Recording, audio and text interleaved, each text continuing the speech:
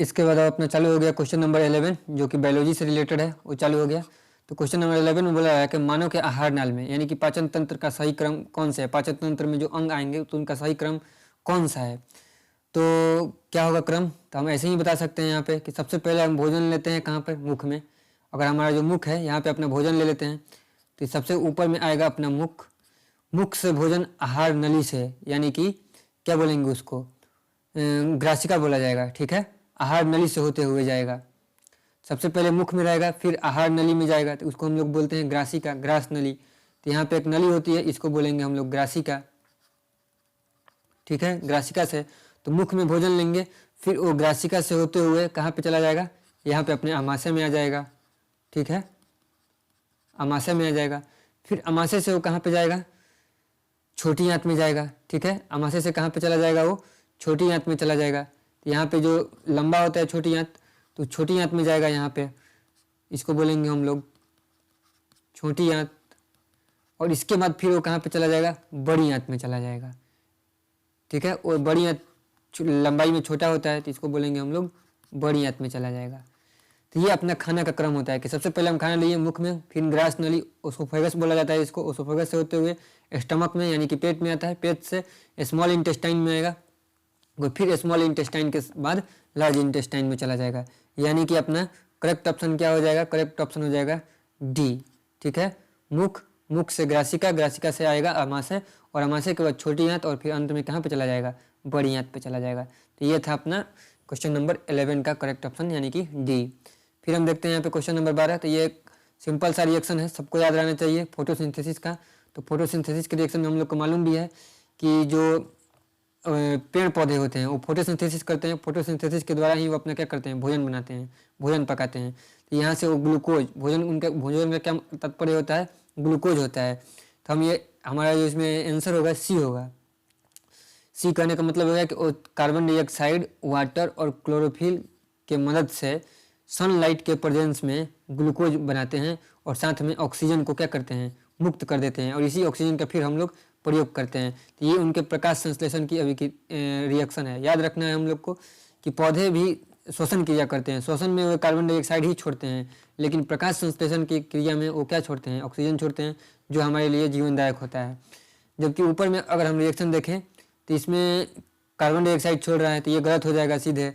ये अगर हम लोग बी नंबर देखें तो बी में अगर हम लोग देखेंगे तो क्लोरोफिल का उपयोग नहीं हुआ है, पूरा रिएक्शन ये सही नहीं है, ये गड़बड़ हो जाएगा। अगर हम सी में देखें तो फिर से कार्बन डाइऑक्साइड निकल रहा है, तो ये भी गड़बड़ हो जाएगा। तो सिर्फ और सिर्फ अपना ऑप्शन जो है सी करेक्ट है। ठीक है, अब हम लोग चलते हैं क्वेश्चन नंबर 13 पर। क्वेश्चन नंबर 13 में क्या है, बोल रहा है कि इन्हें न्यूरॉन यानी कि न्यूरॉन में विद्युत संकेत रासायनिक संकेत में कहाँ बदलता है। तो अगर हम लोग न्यूरॉन का स्ट्रक्चर देख लें, अगर हम लोग न्यूरॉन का स्ट्रक्चर, तो न्यूरॉन का स्ट्रक्चर कैसा रहता है, यहाँ से ऐसे एक लंबा रहता है और यहाँ से ऐसे थोड़ा सा निकला हुआ रहता है। तो ये अंत में जो रहता है यहाँ पे डेंड्राइटिक एंड होता है, जिसको बोला जाता है या एक्सोनल एंड बोला जाता है। ठीक है, डेंड्राइटिक एंड, एक्सोनल एंड, ये सब रहता है वहाँ पे। तो यहाँ पे एक जो अपना रहता है एक्सोनल एंड, एक्सोनल एंड, इसी एंड पर क्या होता है कि केमिकल सिग्नल बनता है। ठीक है, केमिकल सिग्नल बनता है, और उस सिग्नल को ये क्या कर देता है, इलेक्ट्रिकल सिग्नल में परिवर्तित कर देता है ये। ठीक है, डेंड्राइटिक जो एक्सोनल एंड है वो क्या करता है कि केमिकल सिग्नल को परिवर्तित कर देता है, किस में, इलेक्ट्रिकल सिग्नल में। और फिर वो इलेक्ट्रिकल सिग्नल कहाँ पर आ जाता है, सेल बॉडी में, यानी कि सेल बॉडी में आ जाता है यहाँ पर, और फिर वो आगे यहाँ से ऐसे पास करके एक न्यूरॉन से दूसरे न्यूरॉन पे जाते रहता है। इसलिए जो न्यूरॉन का विद्युत संकेत रासायनिक संकेत में कहाँ पे बदलता है, तो एक्सॉन के छोर पे बोलेंगे कि एक्सॉन के छोर पे विद्युत संकेत जो है वो रासायनिक संकेत में बदल जाता है। क्वेश्चन नंबर 14 जो है यानी कि 14 जो है वो डिस्कार्ड हो गया था, इस पे सारे को सेम मार्क्स दिया गया है, तो इसको हम लोग छोड़ देते हैं। इसके बाद हम लोग चलते हैं क्वेश्चन नंबर 15 पर। क्वेश्चन नंबर 15 में क्या बोला गया है, क्वेश्चन नंबर 15 में बोला गया है कि एक पुष्प में जब लैंगिक जनन होगा तो उस परिघटनाओं का सही क्रम क्या होगा। ठीक है, तो जो इसका जो सही क्रम होगा अपना होगा सी। सबसे पहले क्या होगा, पोलिनेशन होगा, पुष्प है यानी कि परागण की क्रिया होगी। ठीक है, पुष्प में परागण के बाद निषेचन, जब परागण हो जाएगा तो फिर क्या होगा, निषेचन होगा, और निषेचन के बाद भ्रूण यानी कि एम्ब्रॉय का विकास होगा, एम्ब्रॉय का, और एम्ब्रॉय के बाद नव उद्भिद यानी कि नया जन्म होगा। ये बोला गया यहाँ से कि सबसे पहले परागण, परागण में क्या होगा कि परागकण का स्थानांतरण होगा, इसके बाद निषेचन होगा, जब परागकण स्थानांतरित हो जाएंगे अपने डेस्टिनेशन पे पहुंच जाएंगे तो उनका फर्टिलाइजेशन यानी कि निषेचन होगा, जब निषेचन हो जाएगा तो भ्रूण का विकास होगा, और भ्रूण के विकास होने के बाद नव उद्भिद का जन्म होगा। तो ये होगा अपना क्वेश्चन नंबर 15।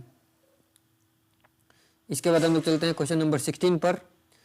तो 16 में क्या बोल रहा है कि कैरेक्टरिस्टिक्स जो है, जो संतति में संप्रेषित होने वाले लक्षण किसमें विद्यमान होते हैं। तो जीन, आसान है, जीन के मदद से ही, यानी कि जो एक्स क्रोमोजोम वाई क्रोमोजोम होता है, जीन जो होते हैं, तो उन जीन्स के मदद से ही जो लक्षण है माता पिता से संतति में जाते हैं। तो इसलिए इसका करेक्ट ऑप्शन क्या होगा, डी होगा। ये सब कोशिका द्रव्य, राइबोसोम, ये सारे नहीं होंगे। इसके बाद बोल रहा है कि स्त्रियों में वो कौन सी घटना है जो जनन के प्रारंभ में परिलक्षित होती है। तो हम इन घटनाओं को नहीं बोल सकते हैं कि ये प्रारंभ में परिलक्षित होती है जनन की। क्यों नहीं बोल सकते हैं, क्योंकि ये हमेशा होते रहते हैं, चेंज होते रहता है। जो सबसे इंपॉर्टेंट घटना होगा वो रजोधर्म होगा, जो क्या होगा, प्रारंभ में परिलक्षित होगा। इसके बाद हम लोग चलते हैं क्वेश्चन नंबर 18 पर। क्वेश्चन नंबर 18 में बोल रहा है कि जेनेटिक मटेरियल का एक्सचेंज कब होता है, यानी कि आनुवंशिक पदार्थ का। तो लैंगिक जनन में होगा, क्योंकि कायिक जनन में या अलैंगिक में या मुकुलन में, ये सब अलैंगिक के प्रकार ही हैं। अलैंगिक में ही कायिक होता है या मुकुलन होता है, तो उसमें एक ही, जैसे कि मुकुलन में क्या होता है कि एक ही जो है जीव है वो अपना टूट के दूसरा बन जाता है, ठीक है। कायिक में भी एक पत्ता टाइप से रहता है और उसी पत्ता पे उग के दूसरा बन जाता है, तो इसमें कोई जेनेटिक मटेरियल का आदान प्रदान नहीं होता है। लेकिन लैंगिक जनन के दौरान जो होता है वो जेनेटिक मटेरियल का आदान प्रदान होता है। तो इसलिए करेक्ट ऑप्शन क्या होगा, ई, जिसमें कि आनुवंशिक पदार्थ का विनिमय होता है। इसके बाद हम लोग चलते हैं अपने नेक्स्ट क्वेश्चन की ओर। तो नेक्स्ट क्वेश्चन है अपना क्वेश्चन नंबर 19 कि मेलनेस ऑफ चाइल्ड किस प्रकार से डिटरमाइन होता है। तो सिंपल सी बात है, मेलनेस ऑफ चाइल्ड जो है वो वाई क्रोमोजोम से डिटरमाइंड होता है, कि जो वाई क्रोमोजोम प्रेजेंट है कि नहीं है, इसके मदद से हम लोग बताएंगे कि जो चाइल्ड होगा इधर इट विल बी गर्ल और ए बॉय, ठीक है। तो अगर जो मदर में केवल एक्स क्रोमोजोम रहता है जबकि फादर में एक्स और वाई, तो यहाँ से इफ़ वी गेट, अगर हम यहाँ से एक्स मिलता है और इधर से तो फिक्स रूप से एक्स रहेगा, तो फिर हमें क्या मिलेगा यहाँ पे, गर्ल चाइल्ड। और अगर हम यहाँ से एक्स और यहाँ से Y if we get then we will have a boy child. तो मेलनेस किससे पता चल रहा है यहाँ पे हमको, वाई क्रोमोजोम से। तो करेक्ट ऑप्शन क्या हो जाएगा यहाँ पे, बी, युग्मनज के वाई गुणसूत्र से हमें मेलनेस के बारे में पता चलता है, ठीक है। अब हम चलते हैं क्वेश्चन नंबर 20 पर। तो क्वेश्चन नंबर 20 में क्या दिया गया है यहाँ पे, फिर से सेम है कि एक युग्मनज जिसमें पिता से, ये यहाँ पे गलत हो गया है, वाई गुणसूत्र प्राप्त होगा तो किस प्रकार का बच्चा बनेगा। तो हमने पीछे में भी देखा कि वाई गुणसूत्र अगर मिला हमें तो बॉय चाइल्ड प्राप्त होगा यहाँ पे, ठीक है, बॉय चाइल्ड। तो यहाँ पे हम क्या बोलेंगे, ऑप्शन होगा ए, यानी कि करेक्ट ऑप्शन हो जाएगा ए।